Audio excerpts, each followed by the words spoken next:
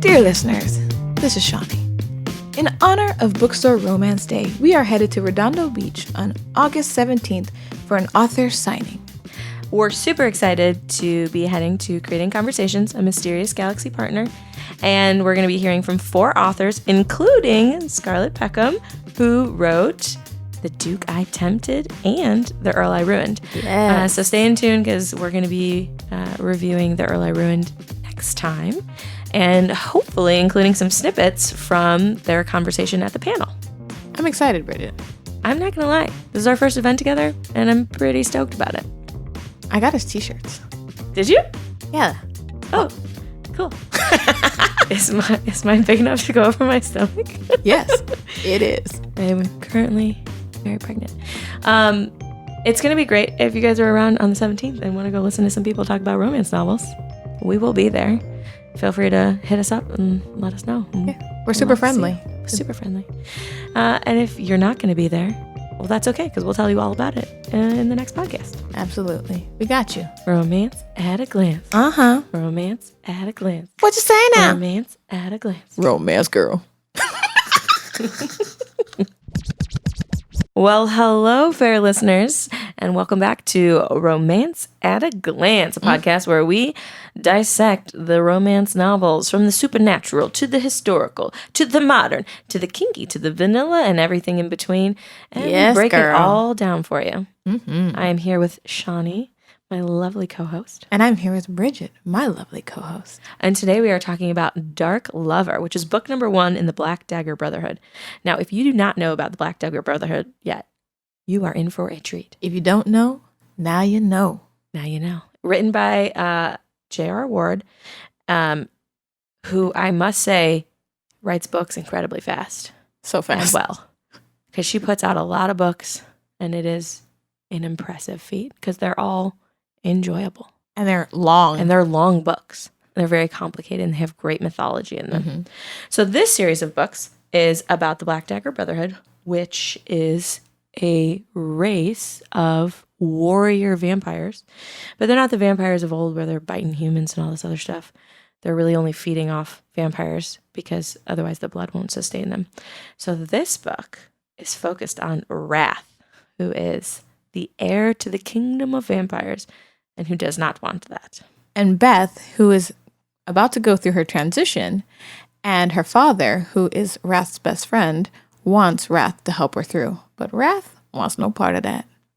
Until her dad dies. Dun, dun, dun. And so Wrath now feels honor bound to help her because the dad is done. So he's kind of forced into it. He is. All that forced sex. All that forced sex. What a tragedy for him. Tragedy.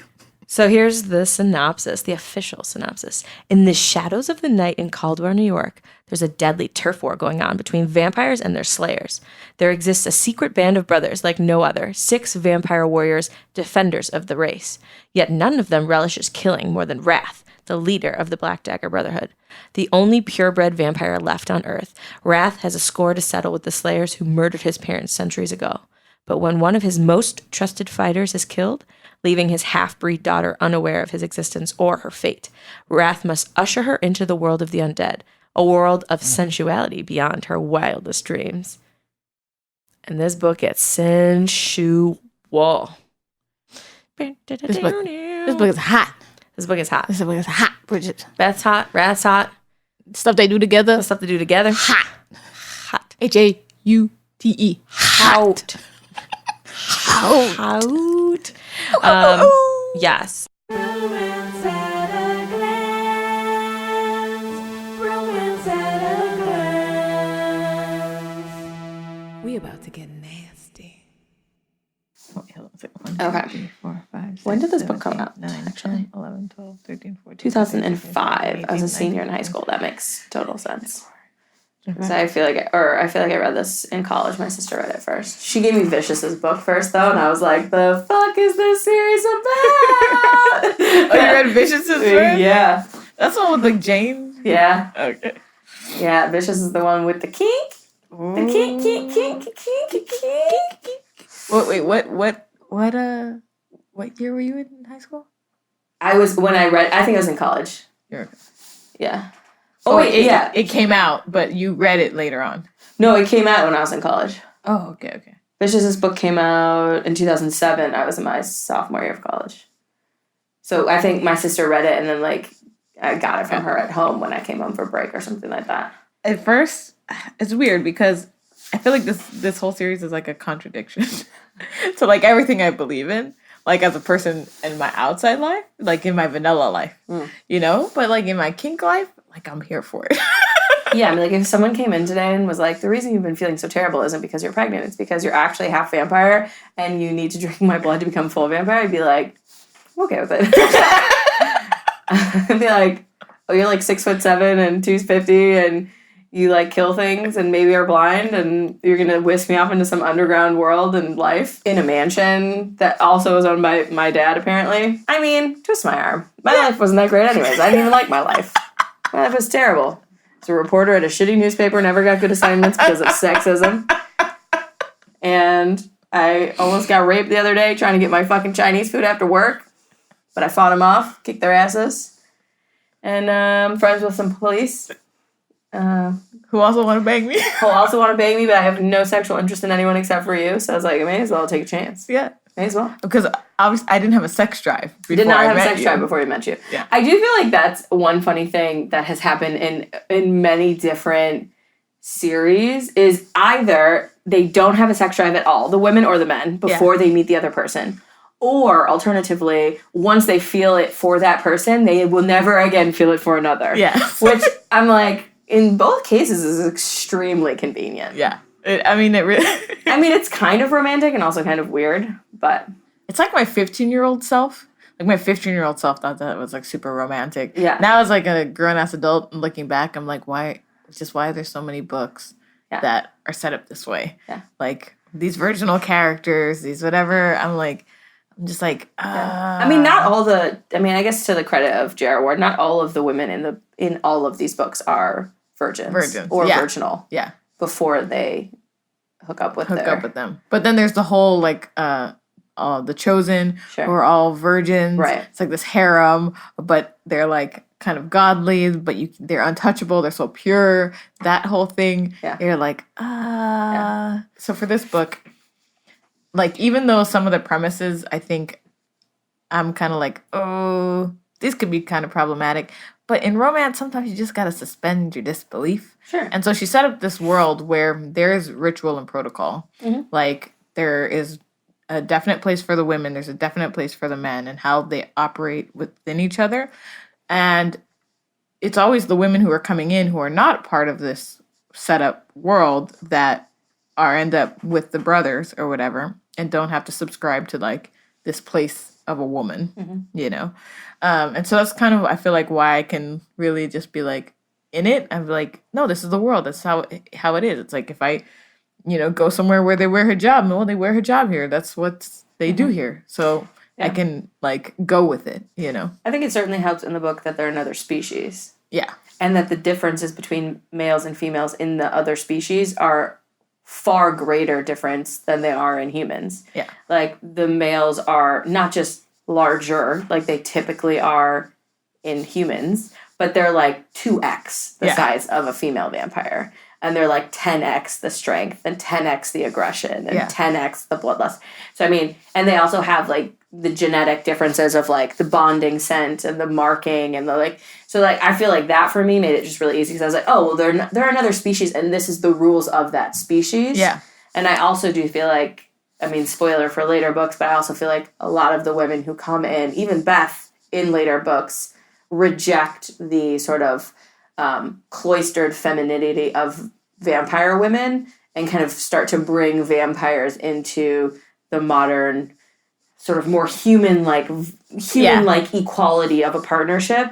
But I think it's easier for me because it's like, if I'm looking at my husband and myself, I'm like, okay, the difference between us physically isn't that... I mean, he's 4 or 5 inches taller than I am maybe, but, like, he's not that much... I mean, he's not 10x stronger than me, you know what I mean? He's not, like, the world's strongest man.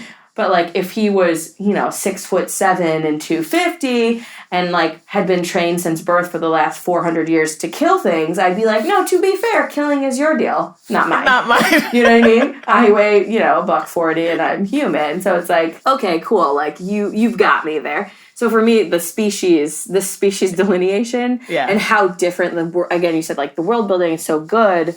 The way she describes, even the way they interact with each other is very, like, primal. Like, when him and Torment, when he offends Torment, he offers to let Torment essentially, like, kick, stab, shoot, whatever he wants to do him, free shot. Yeah. Whereas here, people be like, free shot, you can punch me in the jaw. He was like, choose your weapon. Yeah. And Torment's like, nah, bro, you're the king. I'm not going to stab you. But, like, the way, even when they get into fights with each other, the fights, like, frequently end with someone being slammed into a wall or punched in the face. Some of the language annoyed me, but also it fit the world building. Some of the things and the words that they use, like, for some reason, when they say shit kickers. She says it so many times throughout the series. Many times. Yeah. And I'm like, I literally, what is a shit kicker? I Googled it because I was like, is this like I never Googled it. It's like a shoe that I would imagine, like, Marines wear or something. It's like a big like a combat boot. Yeah. And it was, like, in context, I was like, okay, I think this is the shoe. Yeah. But she says it so many times, and it's such a word that I never hear in my real life that it was always jarring. Like, and it felt like something my grandmother would say, or like my grandfather would say, something like that. And so, but, like, in that same note, because of some of the weird language, it kind of helps me stay in this weird world. So even though the word, I'm like, that is the dumbest word I've ever heard. She has a couple really interesting, like, ways of referring to the daggers and the guns and the and just, like, my leathers as, like, clothing and, like, things which is like that. Funny because there's this whole thing with leathers and, like, BDSM. A lot of leather. And, like, there are leather bars with leather boys and stuff. And so whenever they say leathers, for some reason I think about, like, the leather boys. Yeah. Like, I don't think that's what they're going for. I think they just wear leather because leather is thicker to protect them from getting stabbed by lessers and shot and stuff. They may like a little paint. That does, though, bring me to the first thing, and, like, what type of book is this? I thought when I originally read this book that it was going to be much less vanilla and have much more kink. Yeah. But aside from the blood drinking, but it's like he's a vampire, so it's like that to me doesn't even feel like kink because it's paranormal romance about vampires. So, like, that doesn't even feel like kink to me in this book. That just feels like a part of the world, like, of course. Like eating a hamburger. Yeah, like, it's sexual, obviously, like, yeah, but it's not like he tied her up first, or, like, she tied him up, or, like, there's spanking involved, or anything, It's like, their love story is very much a love story. Yeah, maybe I can ask you this question, right? So, do you feel like there was enough interaction between the two of them? We're going so out of order here, but that's okay. Like, do you feel like there's enough interaction between the two of them to warrant the love story that they have, or the quickness of the love story that they have? Only because he's another species. I'm serious. I feel like that's, like, the reason. Because he, like, bonds with her right away. Yeah. So he, like, takes one whiff, and then he immediately is emitting a bonding scent. So clearly there's, like, a lot of physiology involved in this whole thing. And some probably, like, scribe virgin shit, Yeah.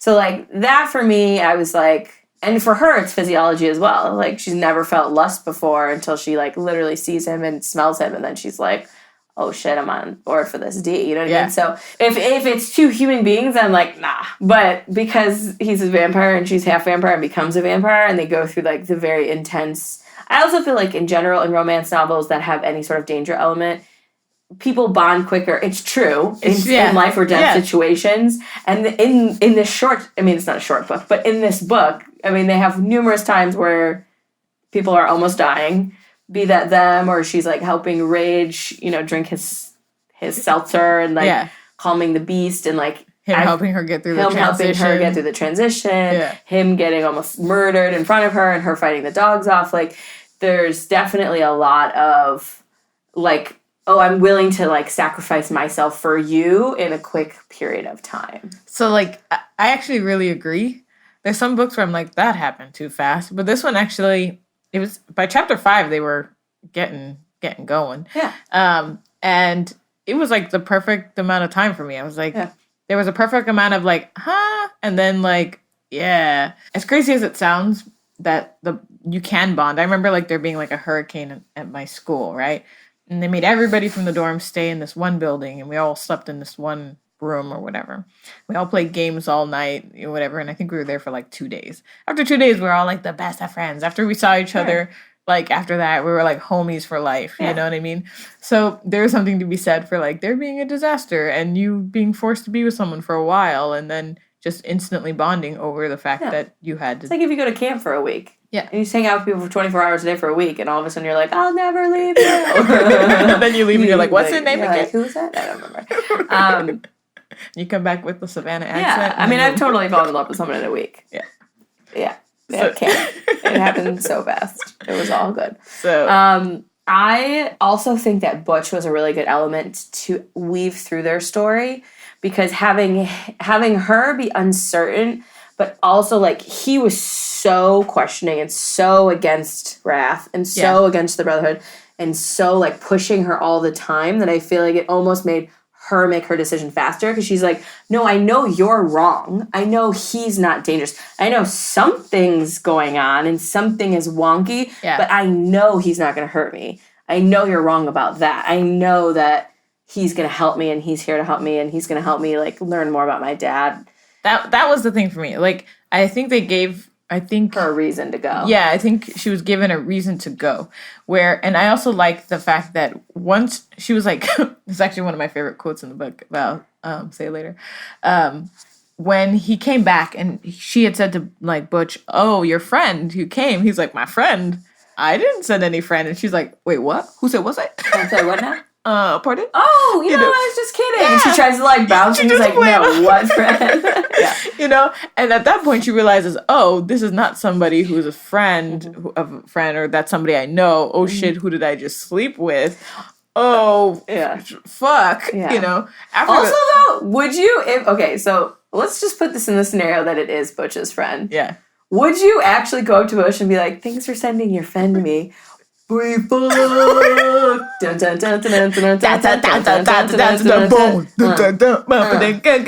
had multiple orgasms together and got sweaty because my air condition is broken. Yeah. Like, would you really go up to his friend the next day and be like, yo, bro, thank you for sending over the sex machine? No, you wouldn't say. I mean, maybe, I don't know. That seems like a weird thing to say, especially since obviously Wrath didn't say anything about Butch. Or like, Butch sent me over here to protect you, or Butch what? Like, it was a leap. She made a leap. It was a fucking. I mean, I think it was a leap to protect her sanity a little bit. Yeah. Like, oh, it must have been Butch who sent him. Especially because she was already like, oh, we had unprotected sex. Right. I don't know if he's got something. Which, he's so hot, he probably has something. That's like one of the best things about vampire books. The convenience of not only that they cannot carry human diseases, but also that they can't impregnate someone because the controlled fertility. They can like smell the fertility. I'm like, I'm into this vampirism. Listen, if I could smell my fucking fertility. Right? Like, I wouldn't be fucking pregnant right now. I'm going to tell you that right now. Yes, I would. I was trying. It wasn't an accident. But Mommy loves you. Yeah. But, like, if I knew I couldn't have any diseases, too, like... I would be such a hoe right now. I would be such a skank. Yeah. Like, all the way. I would be like, everybody, raise your hand if you want to bang. Especially when I was younger, too. And it's like... I'd be like, oh, you're not fertile? Let's do this. Oh, I'm not fertile? If there was a man who could smell my fertility, I'd be like, hey, how about you and I just, how about we talk? One thing I do want to say about, not about fertility, but I was just thinking about real human beings versus book people, is I do think that romance novels and porn do a disservice to people in general on both sides of the coin. Because in both scenarios, everyone's always wanting to have sex more. Yeah. And always ready to have sex right then. And always, like, neither of them need any foreplay. Yeah. Most of the time. Yeah. Sometimes they do, but most of the time they don't. And, like, everyone's orgasming every time. And I feel like women get down on men a lot for watching porn, but I'm like, if you read a lot of romance novels, it's the same thing. Because you're like, why is my husband sleeping with me 5 times a day? Like, I walked past him this morning in my pajamas, and he did not want to bend me over the table and have sex with me while people were down the hallway, and he didn't care. You know what I mean? Yeah. Like, that, I feel like, it's just an unreasonable explanation. I feel like paranormal for me is a little bit easier to separate just because I'm like, well, they're vampires. That's why they can get it up 50 times a day. Yeah. And that's why they're always, like, wanting to mark people and claim them and bite them and I'm like, human people aren't like that. I think that's a solid point because I've been reading romance novels since I was like 12 or 13. Like, I don't know why they had them in my middle school library. That was irresponsible. However, I found one, Danielle Steele, and it was a wrap. You know, I just escalated from there. And so I grew up having a very unrealistic expectation of what it was supposed to look like. Sure. You know, so And the all-encompassing love right away. Yes. And that, like, you had to marry the first person you were with. I mean, I was so super naive, I remember. And I remember the first time I ever had sex, I was like, oh, I got to marry this person. Like, that was a real thought I had. Yeah. And I was like, I don't really want to marry this person. Like, you know? Yeah. And so it's just very interesting now, like, having come through that, to look back and be like, that was not a healthy way to learn about sex or love or both or them independently of each other or whatever, whatnot. So it's very it's just like, good to know that it's a story. Yeah. Like, always, dear readers, keep in mind that your husband or boyfriend or a lover or some random guy you meet at the club isn't going to have sex with you 10 times a day for the rest of your lives. Yeah. And spoiler alert for this series, even Beth and Wrath go through some dips in their boning frequency, which I actually like about her future books. So one thing that I think is really nice about romance novels is that you get happily ever after. Yeah. Because who wants to read a fucking romance novel where they don't end up together? That's the worst. Yeah. It's like the stupidest thing of all time. I'm sorry. No, I'm here for the fantasy. I'm here for the happy ending. But I do like in her books, because she follows the same group of people for so long, she can kind of revisit as like the subplot of future books these same characters over and over. So you actually really get to go in depth, not only into the, and they're going to be happily ever after, that's it, we never see them again, but you get to, like, see them, like, work through some real shit as, like, children come in the mix, as jobs come into the mix, as all this other stuff happens as they evolve, and, like, they're still in love. The love is still first and foremost. The love is still going to conquer all, but they have to, like, figure it out, which I really like those stories in the later books, I think. I only like them in other books. Like, I don't like the sequels about a character. I want them to be a subplot. Yeah, it has to be a subplot. I want a different couple to be the main character. Yeah, but I want to still, like, get a couple chapters of their what's going on. It's kind of like, you know, thanks Disney. But like Cinderella, it's like Cinderella 2. I don't want to be about the struggles that her and the prince are having with their, like their marriage, and there's an infidelity. I don't, there's, no. I'm like it's Cinderella 2 should be about their kid, and then you get to see a glimpse into their life. Exactly. That's exactly what I want to do. Yeah. Also, I already feel like once I followed the story, like I did my work. I put in my time here. Like I got my happy ending. I got my happy ending. Yes. It's probably the reason why I don't read series that follow the same character. Like, if there's 18 books, there's one what's that series? Nalani Singh has the Archangels. So there's like 20 books or something. Yeah, like I think I may have read 3 of them, and then I'm like, I don't want to follow the same character. Also, authors, just know when to end a story. Like, there doesn't need to be 20 books of a series, because now you're revisiting the same storyline, even if you put different people in or whatever. Yeah, it's like a different evil, but it plays out the exact same way, because the main characters are going to win. And I will accept you writing a whole new series that literally is identical to another series if it has different characters. Yeah. Like, so just stop. And I definitely think that this is a better way to go, where it's still the same through line of the series. They're still fighting against the Lessening Society. They're still, like, the whole war is the same, the whole series. Yeah. It's just that you follow it from different characters' points of view. And I do actually I didn't like when I first read this book, following the Lessening Society as Oh my god, I'm not gonna lie, I skimmed those chapters. Yes. When I first read it, I would skip them. I was like, I don't care about this. I just want the story.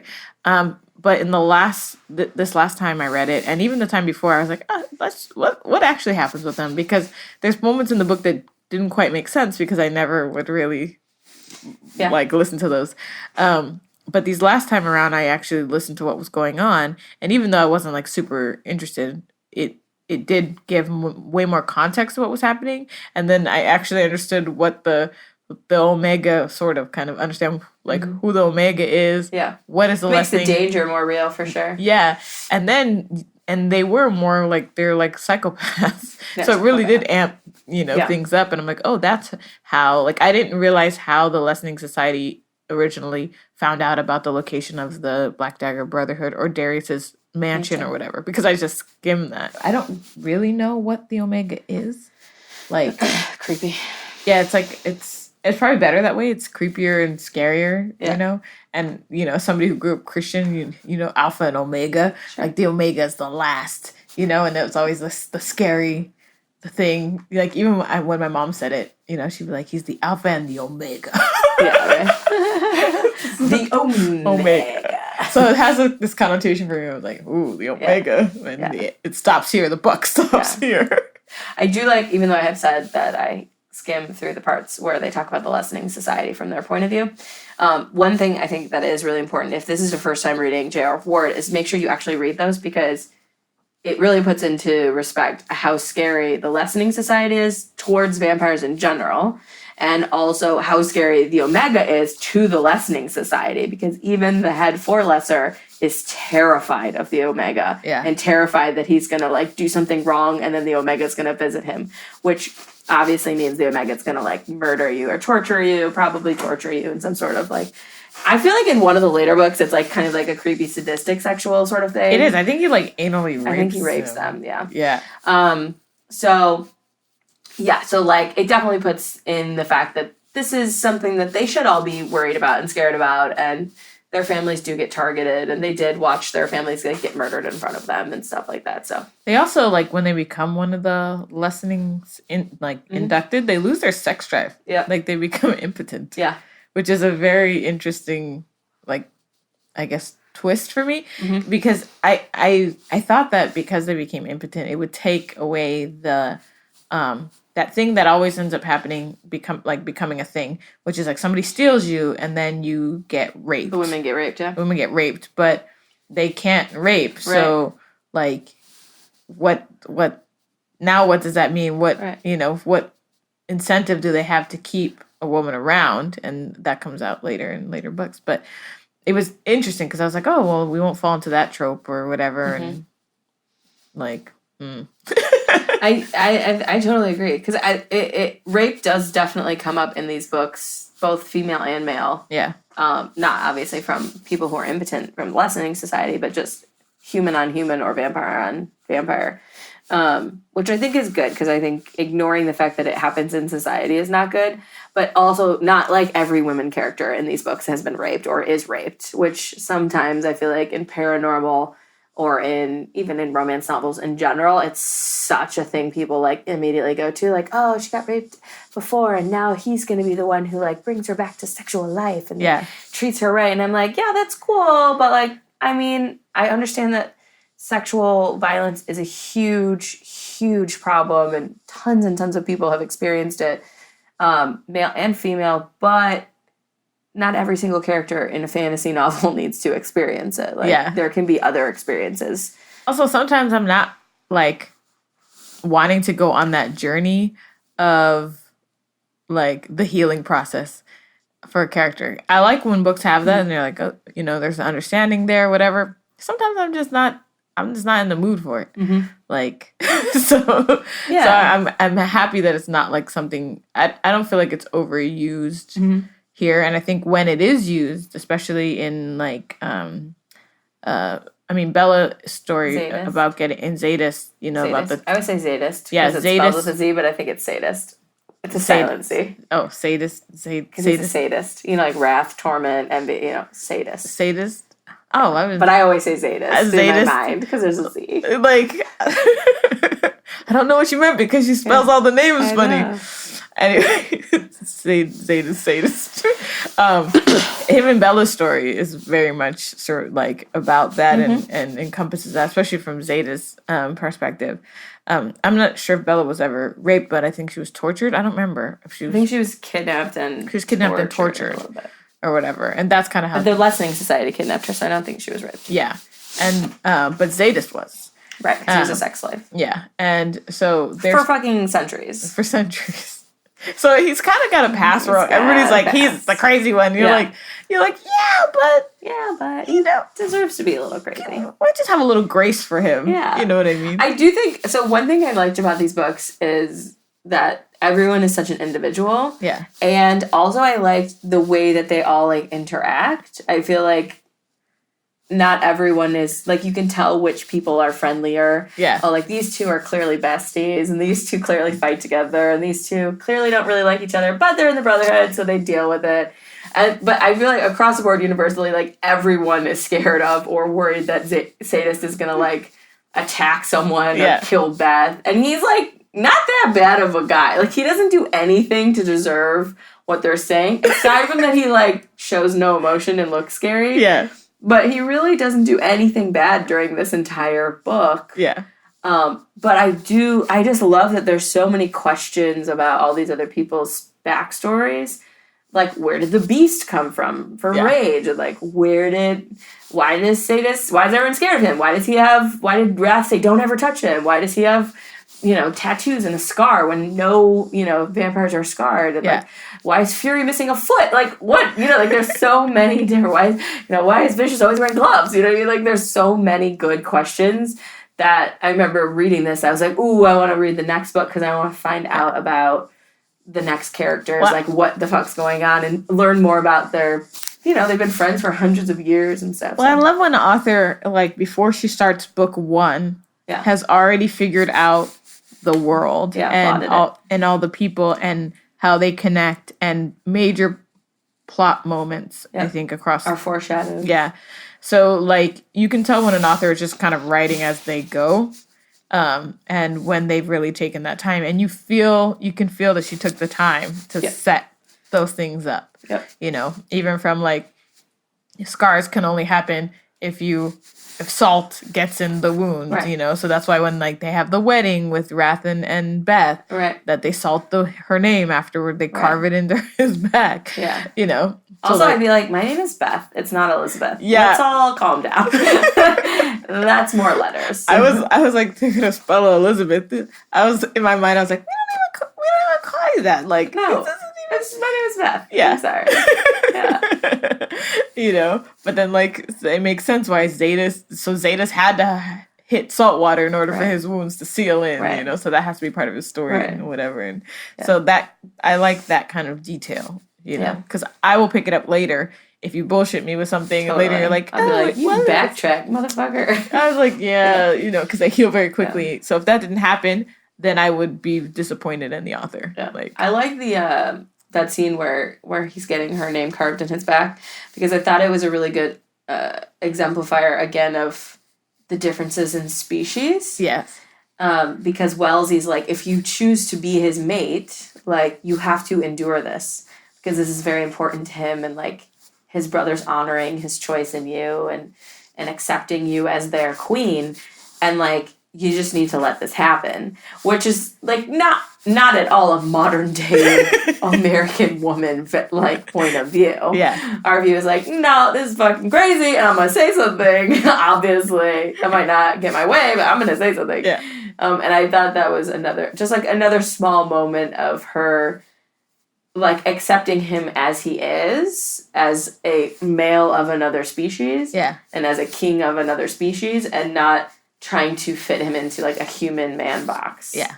Which I thought was good. I did like to, there was this weird moment where I felt like he tried to have this weird machismo, like at the dinner, or whatever, where he was like an ass, and then quickly went away, like. Because he was just like putting up a front, and he's like, this is going terribly. Yeah. What am I doing? He was like, like this is not working out, Let's go for a drive. Yeah. Clearly being a dick. Like I like that. I did. And she calls him out, like, when they're together and he says something and she's like, you don't get to just tell me what to do. Yeah. And so she definitely, like, stands up for herself in the sense of him telling her what to do. Yeah. But I do think it's important to, like, realize, like, okay, but if he's a king and he's another species, like, other things apply to him that you have no idea about. Yeah. But that's fun. Like, what you just said, like, I did really love that she kind of voiced what I was thinking at the appropriate times, right? So it's like after she found out that she didn't know this dude and it wasn't a friend of somebody's, and he came back, she was like, "Nope, I don't know you. I don't know you. Like I know we banged. How'd you get in my house?" Exactly. She was like, "I know we banged, but like I don't know you. I know." And then he's like, "I you? could take you on the street right now, and you wouldn't say no." And I was like, "Ooh, that was a good line. That was a good line." Yes, you could. You know, like, but I needed her to voice in that moment, like, "No, I don't know you. I'm not going to defend you." Yeah, because, explain yourself. Yeah, explain yourself, which I liked. I also liked that when she finally did go with him, it was like the stakes were there for him, where it was like either he's going to get arrested, he has to leave now, or you have to make this choice. Do you want to find out about your father or not? Right. That was enough stake for me to justify her going. Otherwise, and she said even in her like inner monologue, like, this might end up with me getting murdered. Yeah. Like, she was aware, but she was willing to take the risk to find out about her dad. Exactly. And I needed that acknowledged. If she had just been like, I'd have been like, you're dumb. Dumbass. You're dumb. Also, I don't remember in future books, does she ever find out that so the guy that tried to rape her, oh no, he gets taken by the Lessening. He gets taken by the Lessening Society. Yeah. That's right. And then he dies. Yeah. That's right. Doesn't he die at the end of this book? Yeah, or he kills him in front of her. Yeah. Because I was trying to remember, does she know that he killed him? But then I remember, oh yeah, he does, because that happens during their fight. Let's talk a little bit about our female hero rating. How did you like our female hero this time? How did you like Beth? I really liked Beth. I did. I was there for Beth. What are we rating out of?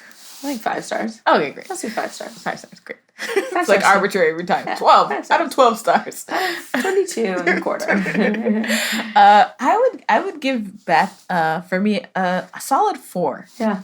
I would, because I really felt like she stood up for herself. Mm-hmm. I felt like the fact that how they fell in love was justified. It had enough justification for me. Mm-hmm. And there were some moments where I every now and then where I was just like, come on, Beth, you know, but that was very few. I thought it could have just been like a little bit of tweaking in the writing, but not enough for me to not really ride with her. So I would definitely give her a 4.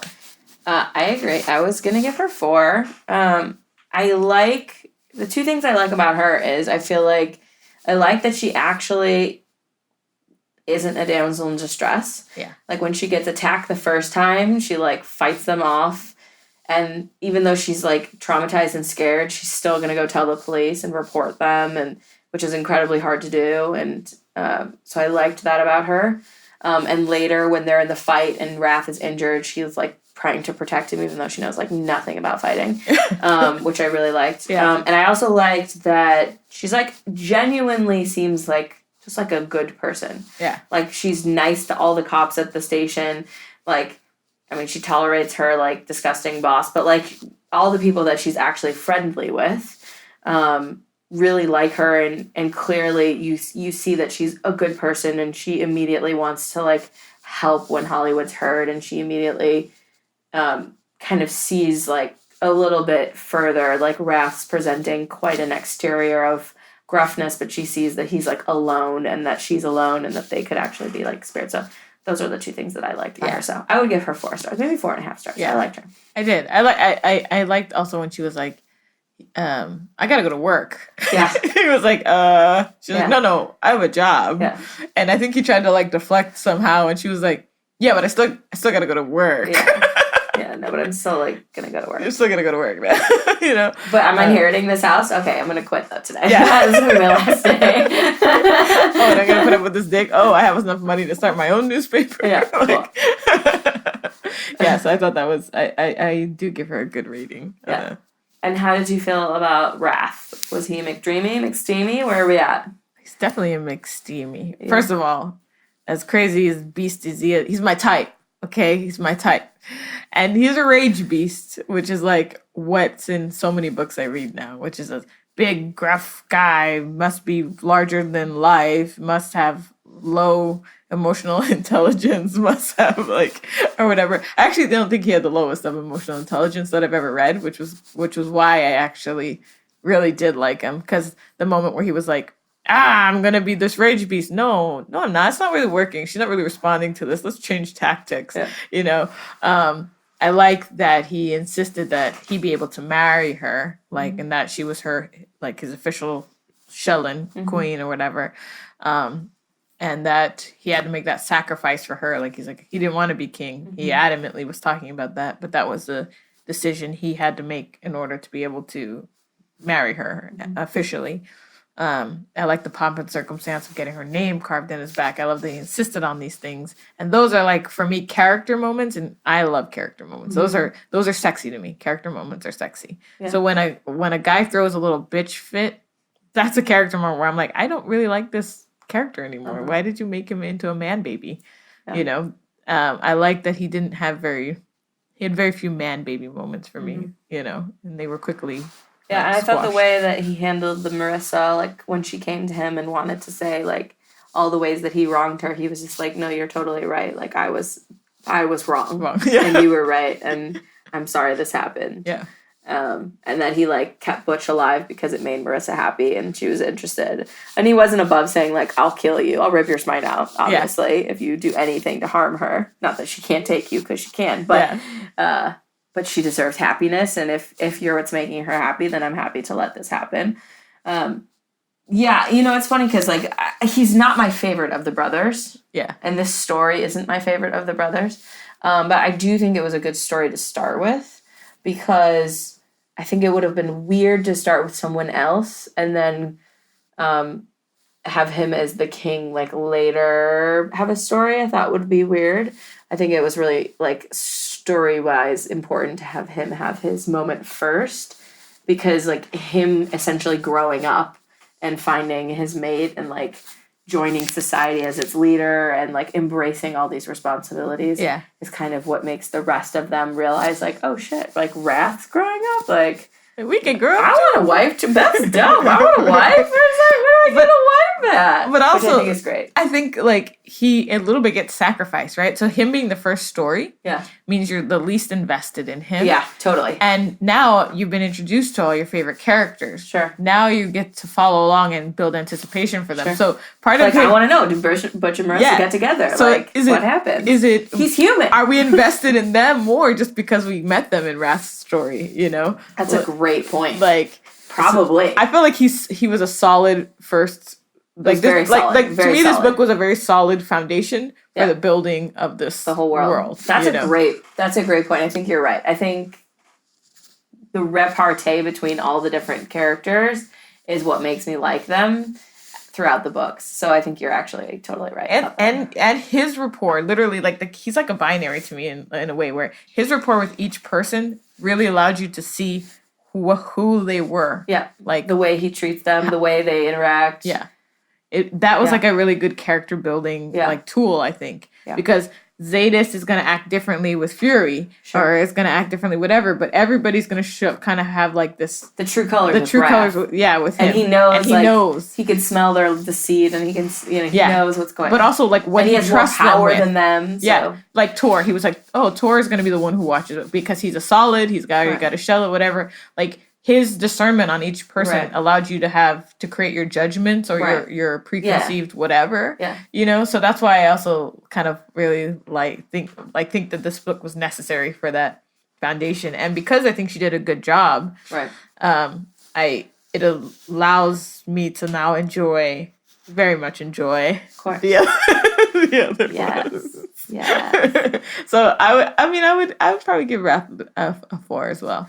Yeah, I would say 4. Yeah. I'd say, like, maybe 3.5, only because he's, like, not my favorite. Yeah. But it is a good book. He's a very solid character. If taking this book alone, 100% 4. Within the series, I'm like, but I like all these other ones.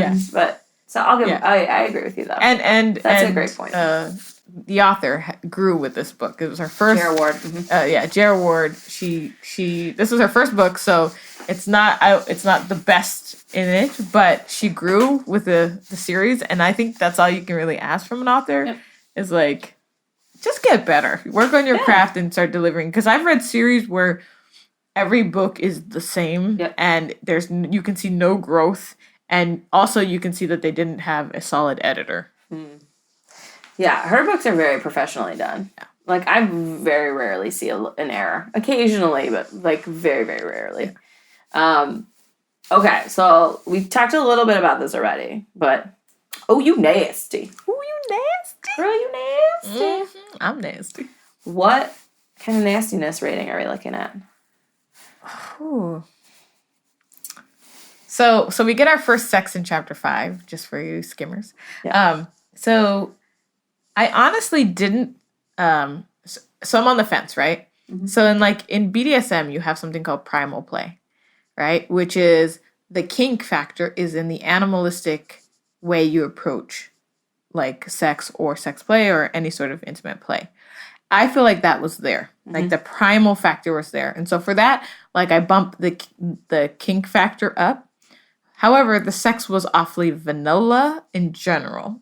So I would just give it like a solid like 3 eggplants. Like 3. Like it hit the kink factor for me, with just the emotion, like that animalistic quality that it invoked when they were banging. I was like, yeah, even though it wasn't some crazy, out of this world thing, the energy she gave it that extra edge. Yeah. So I would say it was a solid for me, a solid 3. Eggplants. Out of 5. Out of 5 eggplants. I would say 3.5. I would even go to 3.5. I just feel like, again, like I was just slightly surprised that it was, just because it's paranormal romance, I was just slightly surprised that it was as vanilla as it was. Yeah. But I totally agree about the primal nature. I think the sex was really good. Because it was definitely like, you were like in it. You were like, oh yeah, they want it. Both of them. You rewound. And we're going to get it. We're going to get it as an audience. Yeah. And I'm excited about it. So yeah, I feel like 3.5 is a fair estimation on this book. Solid. Do you have any Skimmer's Guide to the Cookies and the Nookie that you want to share? Skimmer's Guide to the Cookies and the Nookies. Mm-hmm. We have so since our chapters are different, I'm realizing it's going to be different. It's going to be tricky. Okay. Well, just tell them the Audible ones, and I'll see if I can find the so on Audible, the chapter is 5 for the first time that they bang, and it's great. It's a real solid, great time, especially because it was like really not meant to happen type of thing. And then he was like, well, I can't leave without tasting the goodies. I mean, that's literally what he was thinking. He was like, I better get out of here. This is Darius' daughter. He's like, well, I'm not a saint. He's like, Darius is gone. He'll never know. Yes. And so it was a really good, I like it. I felt it. And there was another time in chapter 10.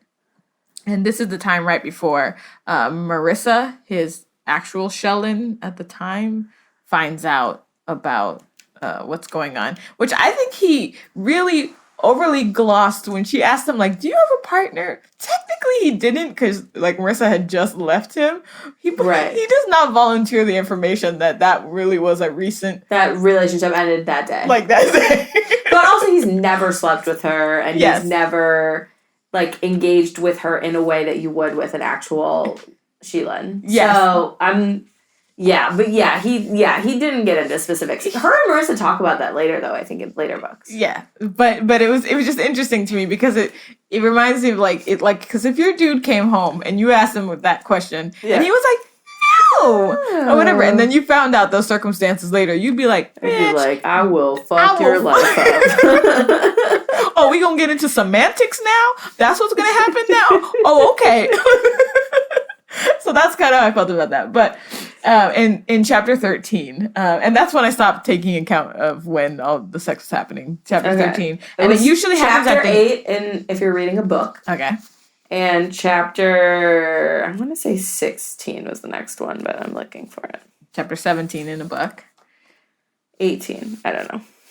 They were just So they solid. have sex a lot later. Yeah, they're just solid sex scenes. And I'm also much more forgiving of the vanilla nature of this book because I have read the series. And I know they're all different. They're all different and they all don't stay that way and they all are like different. What are your favorite books in the series, Bridget? I mean, I like all of them, but I really did like the next one, Lover Eternal with Rage and Mary. I enjoyed that one. Lover Awakened with Sadist and Bella is one of my favorites. I did like Lover Unbound just because it was like a different flavor with Vicious and Jane. Doc Jane. Let's see. Who else did I like? Oh, Lover Mine, John Matthew and Zex. I mean, that one also, like, they are featured in numerous books before you get to their book. So that one was definitely like, I've been waiting for this book. This needs to happen immediately. Yes. And then I really liked Lover at Last, which is Quinn and Blaylock. Huge fan. Yeah. That was another one where it was like 8 books in and I was like, for the love of Pete. Every time she would announce her next book, I'm like, it better be them. I know. I would get like for like 5 books in a row, I was like, this is fucking bullshit. They were really good. Who else did I like? I mean, I like all of them, but those are probably my favorites.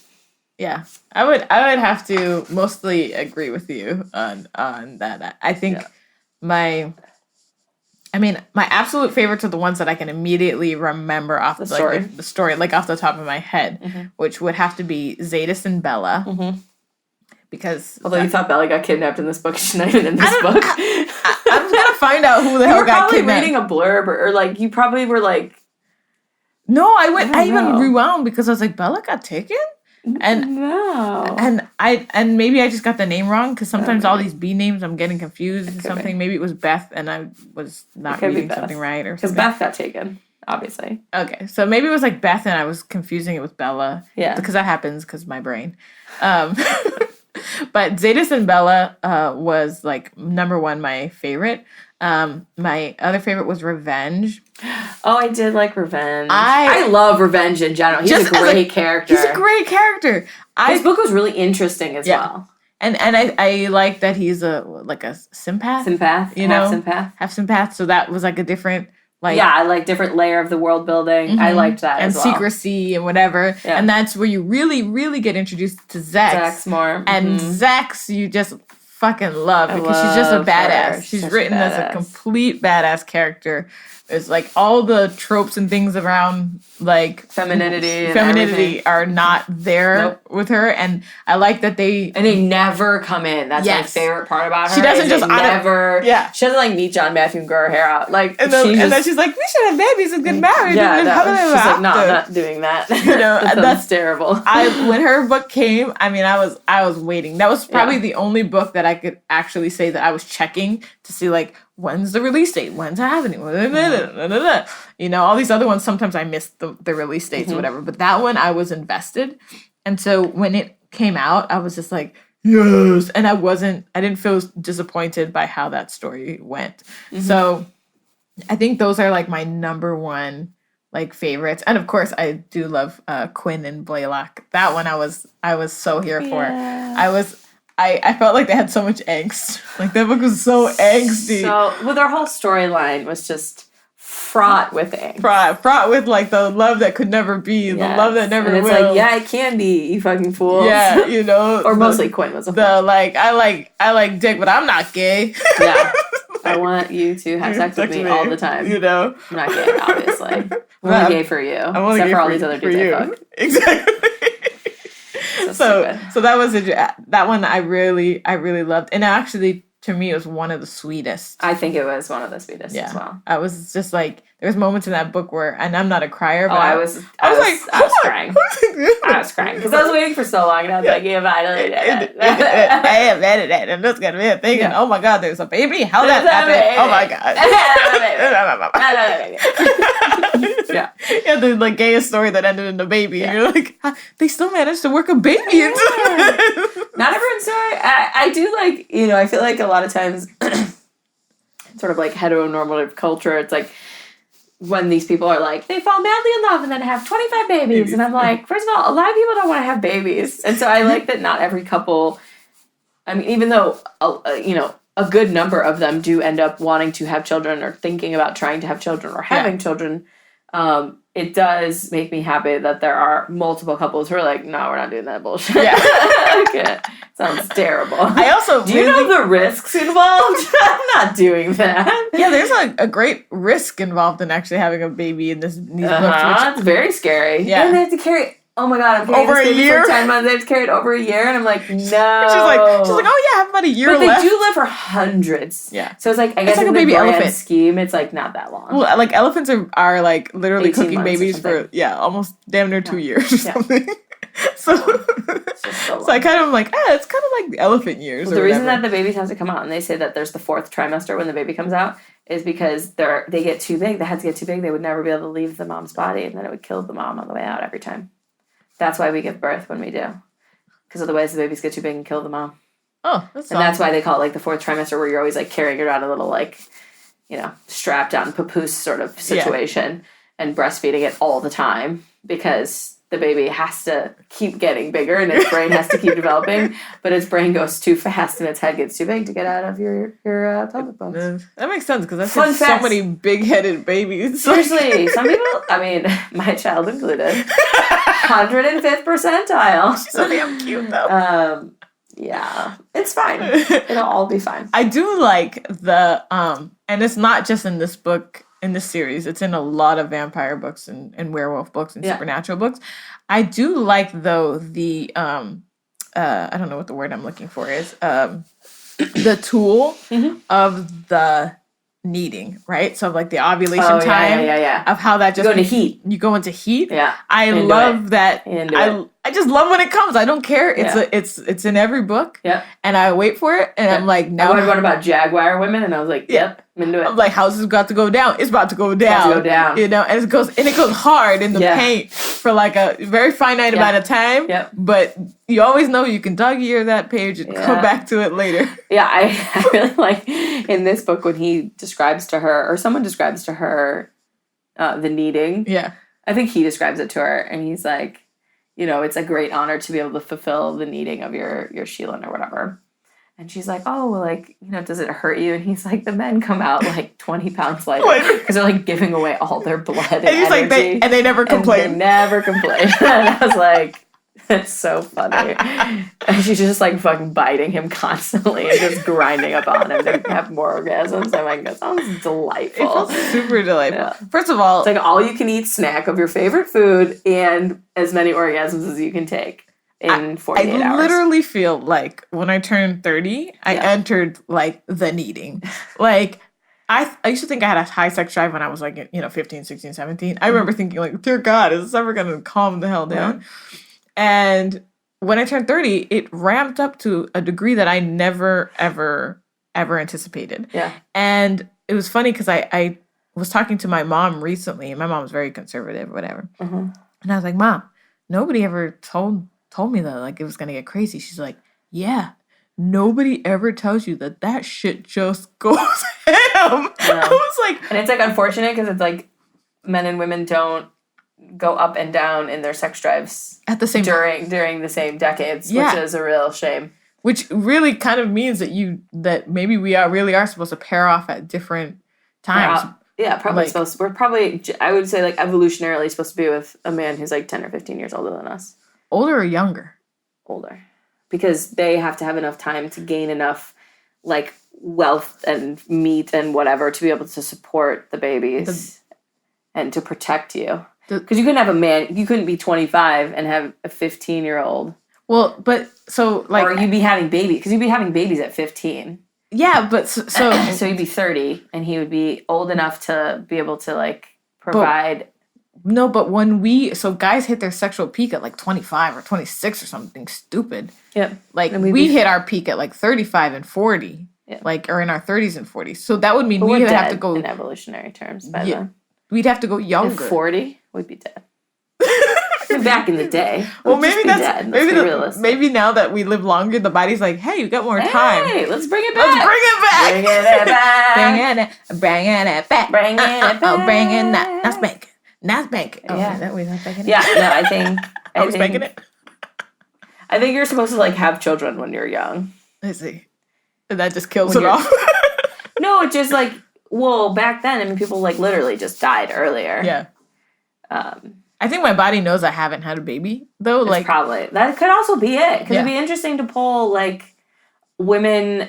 I don't know, it's interesting because, like, a lot of... Obviously, everyone has, like, individual sex drives. But if you pulled a large enough population, it'd be interesting now that so many women choose not to have children for whatever reason or cannot have children for whatever reason. It'd be interesting to pull versus women who've had children and when they had their children, how they view their sex drives. yeah. Because obviously it's all subjective. But, like, how they view... And whether your sex drive is lower if you've had children before, or whether it's unaffected, or interesting. I would Be be an interesting interested. 'Cause psychological I and physiological study. I legitimately think my body's just trying to get me pregnant. Like, It could be. It could be. Yeah. Be like literally ramping it up to tell you like you need to find a mate to have babies. but it's Could very be. specific now. Like before, where I liked all body types. I liked whatever. I was whatever. I'm Yeah. sapiosexual. I'm attracted to the brain. Now my vagina picks something totally different than my brain does. Yeah. Like I might be like, oh, that guy's so incredibly smart, whatever. And my vagina's like, do you see that homeless guy in the corner? He looks so rugged. Yeah, he looked like he could kill a giraffe, giraffe. for you. He will could bite it in the hunt a neck. and just- Zebra. I feel like it's like He two could protect the homestead. right. Yeah. There's two totally separate pages Yeah. that are going on. Well, here. that's one interesting thing that they've said about the way that our evolutionary, like our biological urges choose a mate is different, and the pheromones and stuff is still programmed towards a physical provider. Whereas now it's more important if you consider like the importance of being able to provide is based more on your intelligence now and your like opportunities based on the fact that you're intelligent and can work in a more modern society versus your physical prowess. Yeah. So now, like, but we haven't been mentally, or sort of biologically reconditioned towards the new apex predator being, someone with a laptop. Someone who can program. Right. Someone who can build Amazon or something, I mean, it's really true though because I have a really high sense of smell, and I can smell like if someone's like It's cooking. yeah, like if someone's kind of sick or if they drink too much or if they're interesting. whatever, like I can really smell Yeah. that, and I when I'm attracted to somebody, I can always Oh, yeah. I always enjoy their smell. Oh, yeah. Oh, 100%. And that's 100%. I tell my husband that all the time. I'm like, you smell good today. And he's like, what's wrong with you? And I'm like, They can be sweaty I was like, your or whatever. pheromones Yes. are hitting up my pheromones. That's why we're making babies. Because your pheromones and my pheromones said we're going to make strong babies. Exactly. And we did. Like you have what my DNA is lacking. Right, totally. Whatever the thing is. You know? Like, honestly, my college boyfriend as well, I remember distinctly, like, the first time ever, like, being close enough to him in a flirting situation where I could, like, smell him. I remember before I even kissed him, I remember, I remember the smell of being like, oh, I want to fuck that. Like, that whatever that is that's in there, that's in your physicality, that's in your genome, my body wants that in it. It wants that. I want that sperm up in this. Cook a baby. That's what my body wants. I remember that distinctly. Yeah. Oh, yeah. Which is good. I mean, because, frankly, it worked out for us because we have an incredibly healthy, very intelligent small child, and I feel like sometimes you can tell people who, like, go against their biology in some way when you see their children and you're like, that's not the strongest of the breed.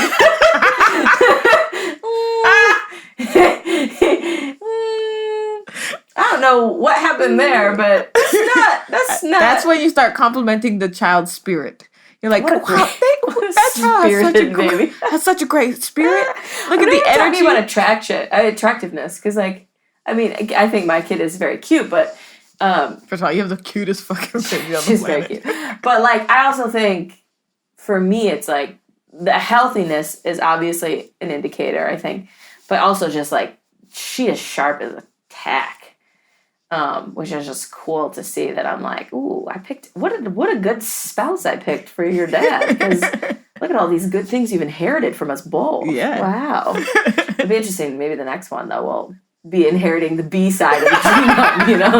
Not getting that A genome shit. You never get the same one twice. Who knows? That one comes out. But this one's head down. The other one never went head down, so you know. who knows? Who knows what's in there? Eat alive! Kira wouldn't waited to eat the marshmallow. The next one might just be the... I don't think Kira would wait to eat a marshmallow. Well, actually, she doesn't really like sweet things, so maybe she'd wait for a marshmallow. But not if it's like a grape. She ate like 50 grapes there. She could not eat it on. I was like, you gotta stop. You're gonna grape poop. Oh man. Okay, so what is your favorite line from the book? We still haven't even talked about our favorite lines. I'll tell you mine first because you're not ready. Okay, wait. Because I just sneak attacked you with that question. So my favorite line from this book actually has nothing to do with anything sexual. It's just the reason why I like this series in general is just the way she writes the dialogue between all the characters. So this is when Darius and Torment are talking at the beginning. And he says, I'm going to talk to her. And how's that going to go? You're just going to go walk up to her and say, hey, I know you've never met me before, but I'm your dad. And guess what? You won the evolutionary lottery. You're a vampire. Let's go to Disneyland. and he's like, oh, I guess not. I just love everything about how all these characters are just like written with a lot of wit and a lot of like sharpness and sort of sarcasm and fun. And even though a lot of the stuff they're talking about is very serious, there's always a lot of like jibes and jokes and things going on in the background. So yeah, I do too, and I like the dynamics, especially like I really noticed the dynamics between Zadis and Fury in this one. Like I didn't realize when I first read it how much they're like, Fury, get your brother, get your brother, and Fury's just constantly trying to play catch up, and wrangle his brother. So he eventually starts going. Yep. Smoking himself into oblivion. But then it makes sense. Smoking the ganj. You know, or whatever. And it makes sense with their backstory, why he's super overprotective. And even if he's getting taken advantage of, he's still there because of like the guilt, you know? But yeah, I recognized a lot more, especially like listening to the story with the explicit directive of talking about it. So having to like make notes and really think about the story instead of just being like kind of laying back and listening. Right. So my favorite, I had two favorite quotes, and it's just because these made me laugh out loud. So they might not be that funny to anybody else but me. But there was the moment where Butch was talking about where Beth was like, hey, thanks for sending over your friend, you know, whatever. And he's like, my friend? She's like, yeah, the one who looked like the goth nightmare or whatever. For some reason, I just thought that was hilarious. Because it just made me think of, like, just all these goth pictures I see on Instagram. And then the other one was how she described him during the sex scene. She said, his abdomen was ribbed as if he was smuggling paint rollers under his skin. And I lost it for that line. I was just like, okay, I see what you're doing there. So I think when you do a sex scene as an author, you're trying to stray away from the cliche ways of describing somebody. So she was trying to get creative with it. It just was like out of left field. It was just out of left field for me. And I don't know, it made me laugh. I was like, okay, I get it. He's got really ripped abs. Like super strong. Super strong. But when I think of paint rollers under somebody's skin, that actual image is not sexy to me. Yeah. So that was my other favorite line. Now, what did you think of the cover art? And I think you have different cover art than I do. Yeah. So I have seen both cover arts. The original cover art, which is where like the lady's sexily biting the man, it's kind of washed in red, which the whole series has like a different wash and different sort of bite poses for each one. I really liked that. For this book, I'm not sure it makes sense that she's biting him, but I definitely thought it was like a tantalizing thing. This new one is definitely much more like masculine, you know, militaristic with like the buff dude holding a dagger, which I feel like is like a little on the nose, perhaps. But I mean, he's still super hot. You know, there's some flames going on behind him. He's got the dagger, and you're like, oh, what's the dagger? What's going on in there? So, but I like the original cover better. Let me see your cover. You can't see his face because the library tag is over his face. But so, how I felt about the cover is pretty much the same as you did, except I actually liked that her face was facing us. Okay. Like you can't see his face and her face is facing us, because I did feel like it was more of her story. I also felt like she went through the change and then he fed her during the change. So I was like, oh, okay, it makes sense. She's biting him or whatever. And normally in these stories, I feel like the guys take over the plot line story and whatever. And the girl's always just like this following along character.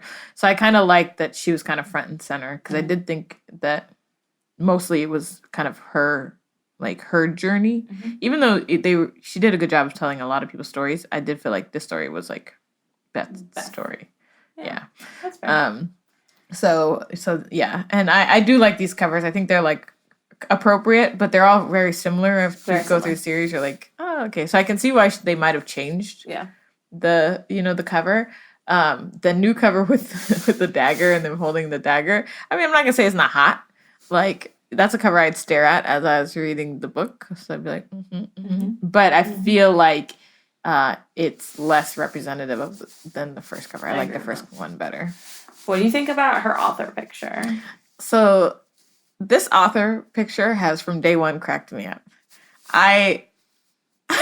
First of all, she's got this like badass like pose and kind of smirk, like, I know you like my books.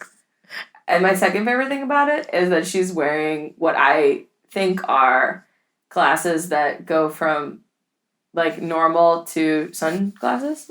And transition lenses. I think she's wearing transition lenses, and they got like halfway dark during the shoot because she's not quite wearing sunglasses, but she's not wearing sunglasses. It's like and they're shaped like reading glasses. Yes, they're the smallest glasses ever. Like, I really feel like she wanted to really be wearing some real sunglasses, like what she was going for, but might have just missed the mark a hair. And also, the author picture has not changed since 15 years. Or I read years this. So in my mind, I imagine that now she's a dragon. She's morphed into a dragon. You know, somebody uses their old profile picture. Yes. Like, you know, on Plenty of Fish or Tinder or whatever. I'm like, what do you look like now? I'm just kidding. Can you Google it? Do we know what she looks like now? I don't know what she looks like now.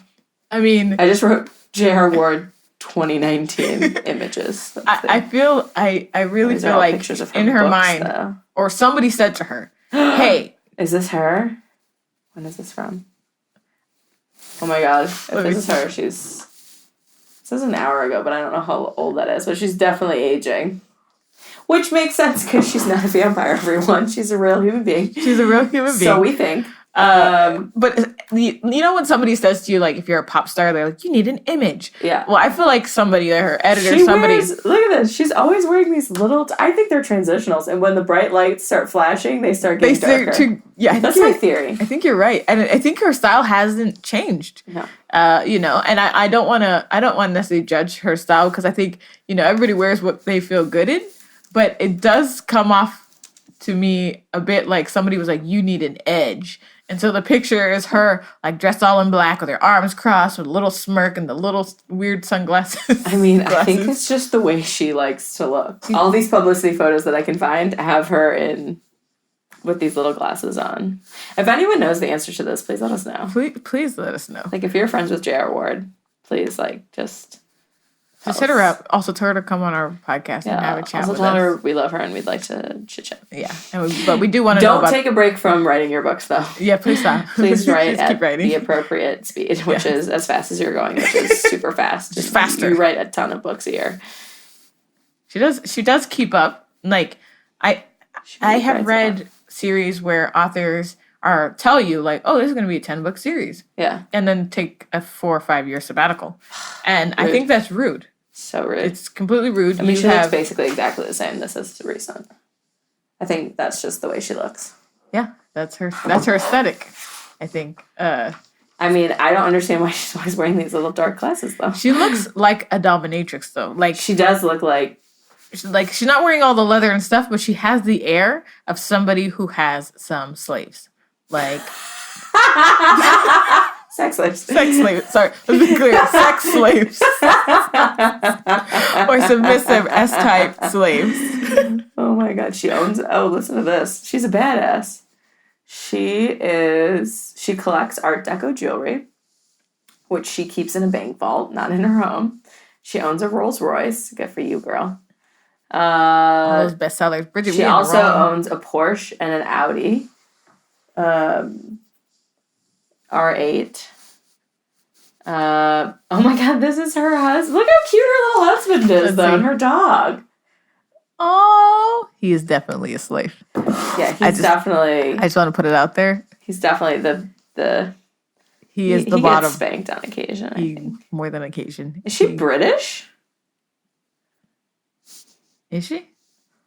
Boy, that would change. She's an Ivy League graduate. She wears little back dresses, hosts derby galas, and drives a Rolls Royce. She's no Kentucky Blue Bud. She's the author of blah, blah, blah. She reminds me of my aunt from Dang, she Kansas. throws derby parties for 750 people. We should throw She's derby 50 parties. years old. Her real name is Jessica Rowley, Jr. What's the ward? Is that her husband? Is that her married No, name? I don't know what ward is. I think it's just a pen name. Because Which her is- name is Jessica Rowley Pellbird Blakemore. It's a lot of names. Oh, yeah. Ward was easier. Very notoriously private. So maybe no one knows why she's always wearing sunglasses. We'll never know. She thinks of herself as a pretty badass woman in spite of the cocktail dresses and diamonds. You can tell from the crossed arms in the picture. Yeah. And the smirk. Yeah. She's got that smirk down. She's She's like, I you know. like I'm going this." to take all your money and buy my Rolls Royce. And I ain't mad at it. Yeah. I cannot believe... I mean, I can believe she has a Rolls Royce because she's obviously filthy rich if she's writing 20 best-selling books, but she credits her husband with bringing balance to her life that has allowed her to explore her fantasy world.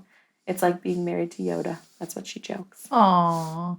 That's super cute. We all have our Yodas. Everybody needs their Yoda. Mm-hmm. She has, let's see, she just published book 17 when this article was written. She doesn't have kids, though.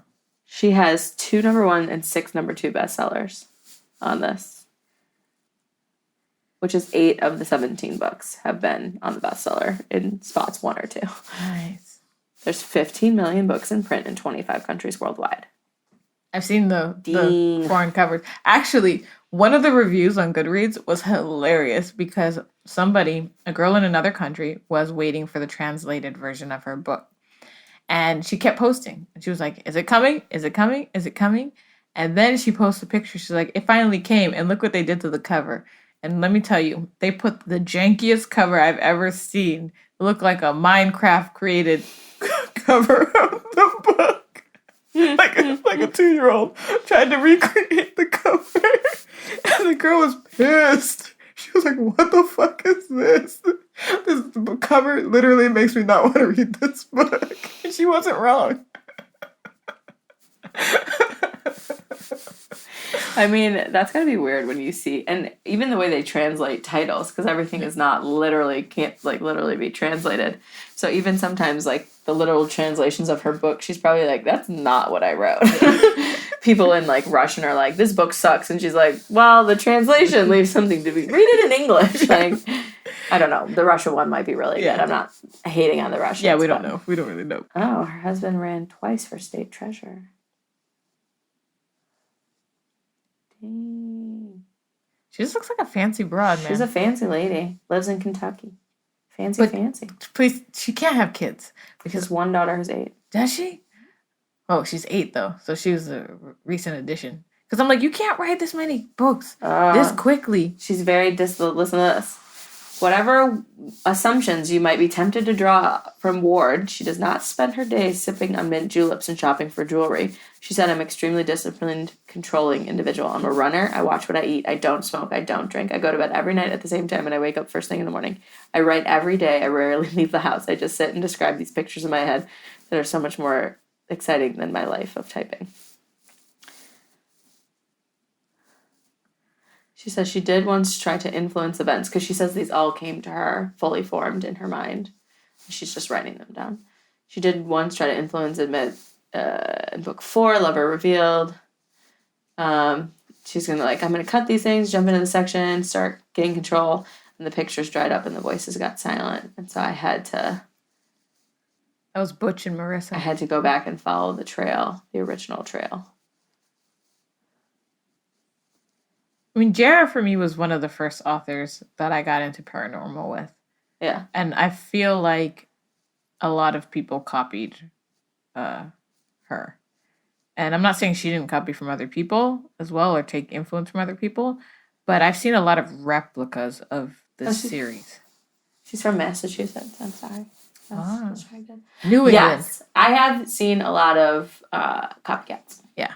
And they're not... Or people who are influenced by her. I guess I shouldn't say copycats because they are slightly different. And you can always be obviously inspired by whomever. Yeah, but there's been some that are really... Real close. You know, and even following some of the same rules of her world, which, you know... I really do like, though, all the vampire books that take vampirism as a species versus as the undead kind of situation. Mm-hmm. I agree. I like those way better. Yeah. I think more interesting. I like when they get rid of some of the cliches about it. I like when they make fun of the cliches about it, or whatever.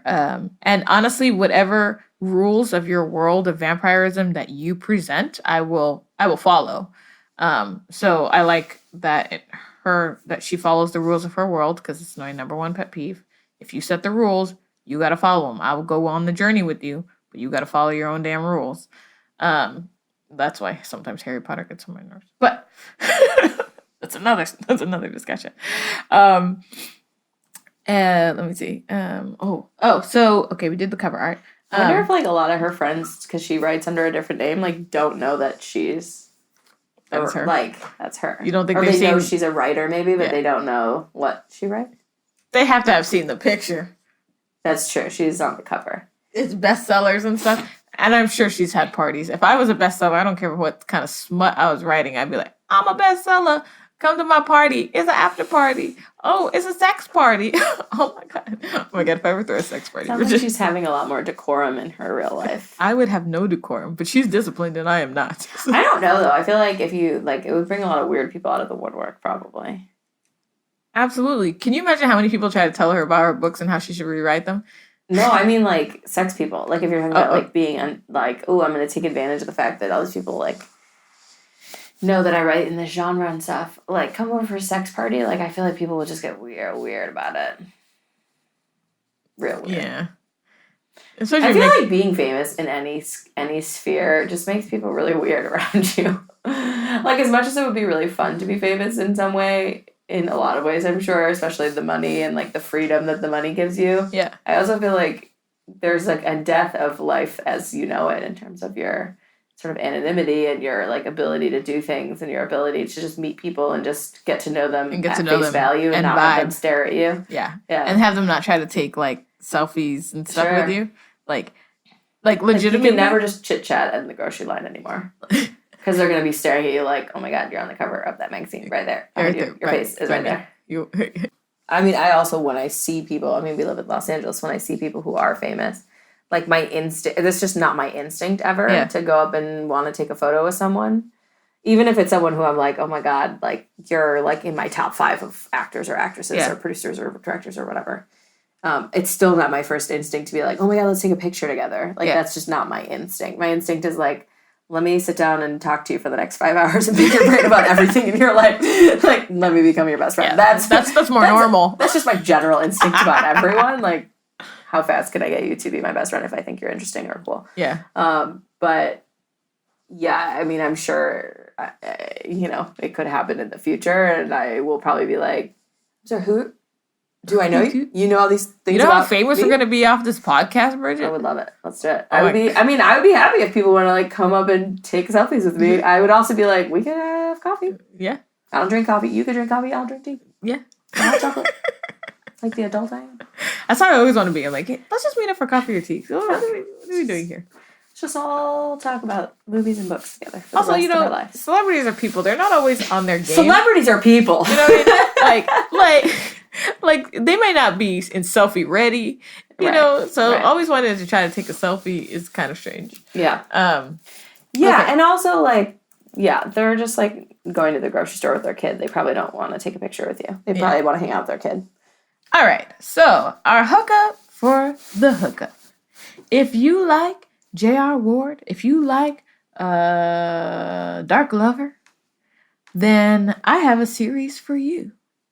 One of my favorite series, and I'm not going to lie to you, this series gets redundant as you go on. However, in the first few books, it's the first time you heard it. So, I would recommend Kresley Cole, Immortals After Dark. I think that this series, the one thing I like about it, even when the books do get redundant, she writes fantastic dialogue. That shit is hilarious. She writes very strong female characters who end up getting dominated anyway. However, they are still strong characters, so they'll fight it out, which I enjoy. It's also like J.R. Ward, where there's a world building, and then you're following a series of characters, different characters within a same world.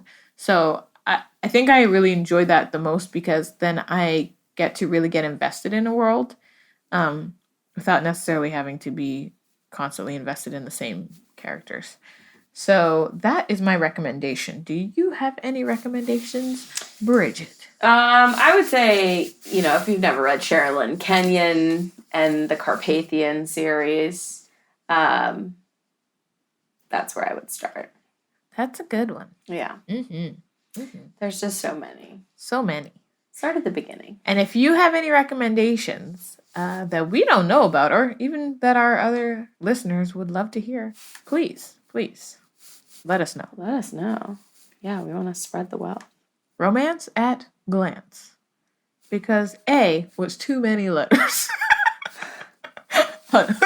Romance at glance. Oh yeah, that is is that our Twitter? That's on our everything.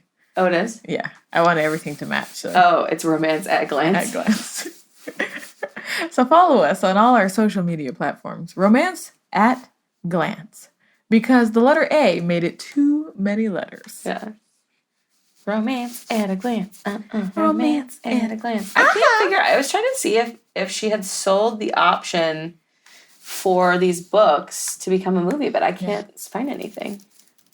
So, I mean, this is probably a dumb question, Bridget, but yeah, I think you'll know it. She's made so much money off of these books. Yeah. Right? Do you think she has enough money to produce it herself?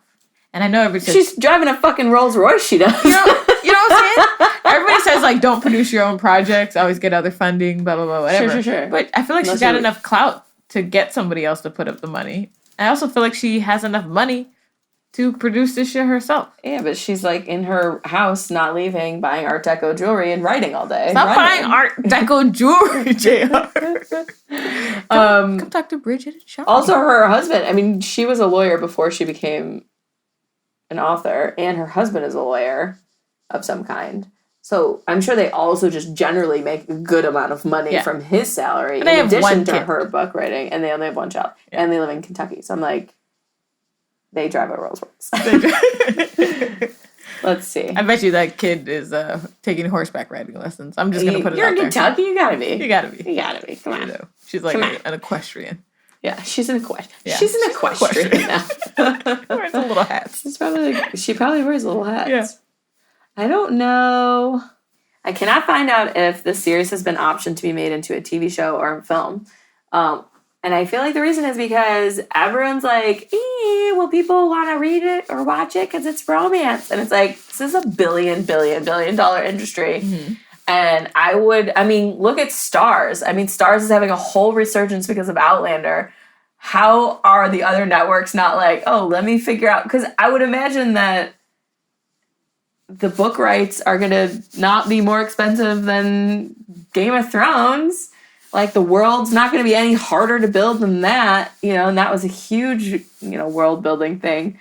And I'm like, HBO, you need a new series. This is it. If this was a TV show, I would watch the shit out of this TV Imagine show. how much content though you have if it's a TV show. Like, Yeah. Like, well, they combine. Not every character would get a season, and not every book would be a season. yeah. You'd have multiple books, but you easily Every book could would be have, a season. Yeah, maybe. I don't know. I think you'd have to combine some of them. Well, I feel like they happen. Some of them happen over characters- much shorter periods of time. So. There's some that happened during other books Right. that they just revisit. Right. Like, yeah, it's like all kind of the same time. Yeah. I think you could probably do of the 17 books that she's done, I certainly think you could do 5 full seasons of 10 to 13 episodes. Yeah. Quite easily. I think they should. I think it's a great idea. But I also am like, I also don't like when companies, well, Outlander is pretty good, but sometimes I don't, when a company doesn't understand a genre or a thing and they decide to like get into it, they just fuck it up. Yep. You know, and I'd be really upset if they fucked it up. And like, you remember how Jacob in Twilight was supposed to be like really ripped and huge and jungus and tall, and I guess whatever Taylor Lautner tried to work out so he could play the character. Jacked. He was just he was jacked, but he was still tiny. Like, he did not do it for me like the book did. Yeah. You know? And these characters are like unworldly large. And I don't know if you've ever like really been like next to like a basketball player. One of these big ass tall gargantuan Viking. Yep. Yeah. They take up a lot of space. They take up a lot of space. They also have that weird voice drop that's like in this weird register that nobody can ever talk that low. But also like you do have the added benefit of like everyone is on camera. Yeah. So you can do a lot of tricks to make them look bigger. Yeah. Through costuming, through the camera angles, through the women that you pick to be opposite them. Like the other, like, you know, furniture, Fritz and stuff, furniture. like the other vampire characters, you can make sure, like, okay, if all these guys are between 6 foot and 6'5", then no other vampire character who gets cast who's a civilian is over. Everyone is 5'10", 5'8" to 5'10" or something. Yeah. So that you can tell, like, oh, these guys are clearly just way fucking bigger. I would and obviously they're going to be like on a superhero regimen of eating and working out. Egg shakes. Yeah, they're going to be just eating so much boiled chicken they don't even know what to do. But I think, like, I mean, even just like now there's so many amazing like stunt doubles and ways of filming fighting scenes and like the I would not want it to be thing, CG though. Like well, they'd have to CG some of the stuff with the Omega and like his hand. Yeah, but I would not want them to CGI the fights, the actual person like they did in Twilight when they like made Bella CG'd her younger or thinner or weird, like things like that always were like took me out of the story. Or the CGI baby that they did. Like that was hard. That was a hard thing to do though. Only because the baby has to age so quickly in the movie, but But like I would think that they might do that, and I would be really disappointed if they did. I'm down for the camera angles, right. casting I only think they would have to CG. guys that are 5 foot tall. Sure, like sure. Yeah, everyone else is just like 5 feet tall. Yeah. Yeah.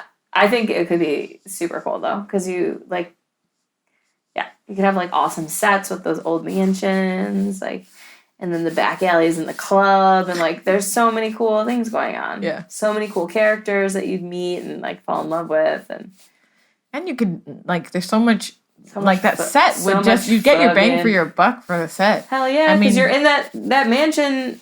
You're either in Darius's mansion or in the one where they end up all living together. Or in Revenge's Club. Or the Lessening thing. That's or the streets. That's or like a warehouse for the lesson. They're always in just like a warehouse. They have enough of that at like the WB lot. Yeah. Like you just rent that space off for a while. Shooting like shoot it at the same place they shot Gilmore Girls.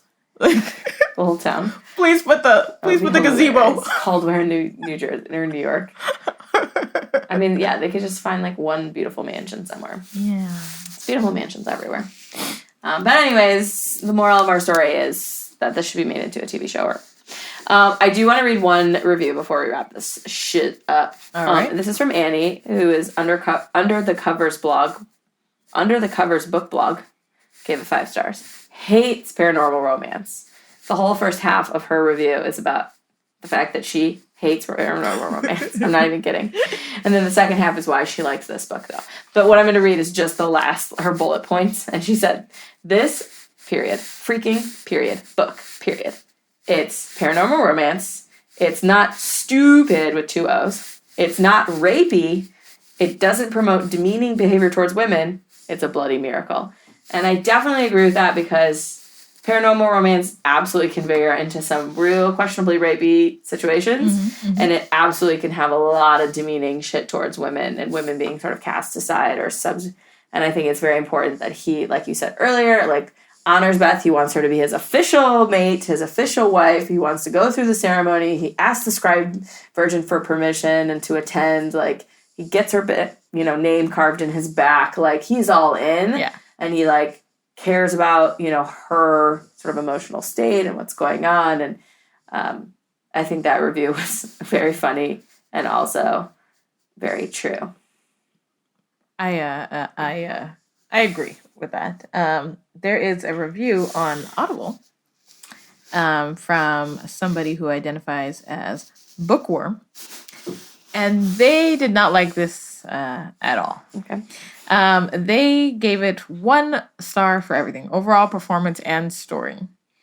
They said the dialogue was ridiculous. I don't disagree, but the dialogue was ridiculous. No one talks like this. Also, the narration was horrible. I was really looking forward to this after other great reviews, but they must have been on crack. So good. So just to comment on this. One, I'm not going to disagree that the dialogue was not just weird, because the dialogue was weird. However, I accepted it in the world in which it was. Yep. But always and at all points that I read this book, all 3 times I was like, this dialogue is really just. So I'm not going to say that they're wrong here. I will say that the narrator, whose name is Jim Frangione, I actually really liked his narration. I thought he was a solid narrator.